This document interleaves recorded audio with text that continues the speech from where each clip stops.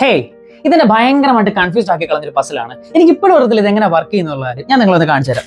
എൻ്റെ കയ്യിൽ കുറച്ച് ചൂയിങ് കരിപ്പാണ്. ഞാനത് കൗണ്ട് ചെയ്യാം. 1 2 3 4 5 6 7 8 9 10 11 12 13 14 15 ചൂയിങ് ഉണ്ട്. ഓക്കെ, ഞാൻ ഇതിൽ നിന്ന് 3 ചൂയിങ് എടുത്ത് ടേബിളിന്റെ ഫ്രണ്ടിലേക്ക് വെച്ചു, 3 എടുത്ത് റൈറ്റ് സൈഡിലേക്ക് വെച്ചു, 3 ഞാൻ ലെഫ്റ്റ് സൈഡിലേക്ക് വെച്ചു, 3 മിഡിലിൽ വെച്ചു, അതേപോലെ തന്നെ 3 ബാക്ക് സൈഡിലേക്ക് വെച്ചു.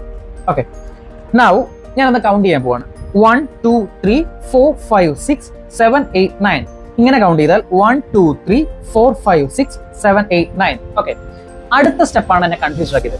ഞാൻ ഇതിൽ നിന്ന് ഒരു ചൂയിങ് കൊടുത്ത് ഇങ്ങോട്ടേക്ക് മാറ്റി വെച്ചു, ഇവിടെ നിന്ന് ഒരു ചൂയിങ് കൊടുത്ത് ഇങ്ങോട്ടേക്ക് വെച്ചു. ഓക്കെ, ഇനി ഒന്ന് കൗണ്ട് ചെയ്യുമ്പോൾ 1 2 3 4 5 6 7 8 9 ഇങ്ങനെ കൗണ്ട് ചെയ്താൽ 1 2 3 4 5 6 7 8 9. ഹൗ? നിങ്ങളിപ്പോ കുറച്ച് കൺഫ്യൂസ്ഡ് ആയില്ലേ? ഇത് തന്നെയാണ് എന്റെ അവസ്ഥ. എനിക്ക് ഇപ്പോഴും മനസ്സിലായിട്ടില്ല ഇത് എങ്ങനെ വർക്ക് ചെയ്യുന്നുള്ള കാര്യം. Bloody chewing